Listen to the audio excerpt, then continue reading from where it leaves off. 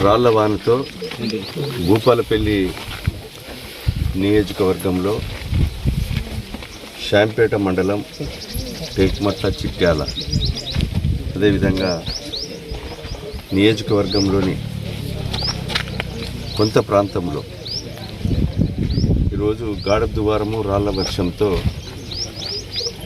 అరటి తోటలు, మొక్కజొన్న చేనులు, వరి పొలాలు, అదేవిధంగా మామిడి తోటలు, ఇంకా మిర్చి నోట్లకు వచ్చేటువంటి సమయంలో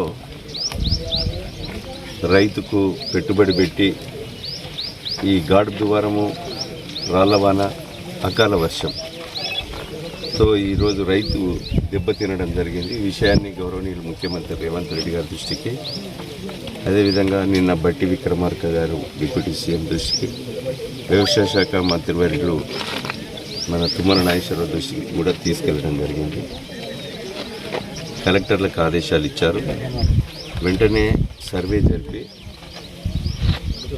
మొత్తం రిపోర్టు కూడా ప్రభుత్వానికి ఇస్తే నష్టపరిహారము తెలంగాణ రాష్ట్ర వ్యాప్తంగా జరిగిన నష్టాన్ని మనము పూడ్చలేము, కానీ ప్రభుత్వం వాళ్ళకు అండగా ఉండే విధంగా మరి సహకారాన్ని అందిస్తుందని సందర్భంగా తెలియజేస్తున్నాం.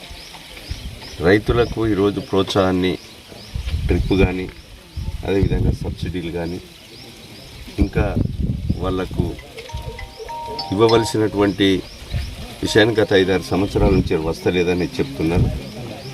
ఈ విషయం కూడా తుమ్మల నాగేశ్వరరావు గారి దృష్టికి తీసుకెళ్లడం జరిగింది. వీళ్లకు గతంలో వైఎస్ రాజశేఖర రెడ్డి ఉన్నప్పుడు ట్రిప్ సిస్టమ్ కానీ ఏ రకంగా మరి రైతుకు లబ్ధి పొందారో ఆ రకంగా రైతుకి ఇవ్వాలని మరి వ్యవసాయ శాఖ మంత్రివర్యులు ఆలోచనలో ఉంది. రఘునందన్ రావు ప్రిన్సిపల్ సెక్రటరీ దృష్టికి కూడా తీసుకెళ్ళాం. గౌరవనీయులు ముఖ్యమంత్రి రేవంత్ అన్న దృష్టికి కూడా తీసుకెళ్లడం జరిగింది. ఈ విషయం పట్ల రైతులకు అండగా ఈ ప్రభుత్వం ఉండటం జరుగుతుంది.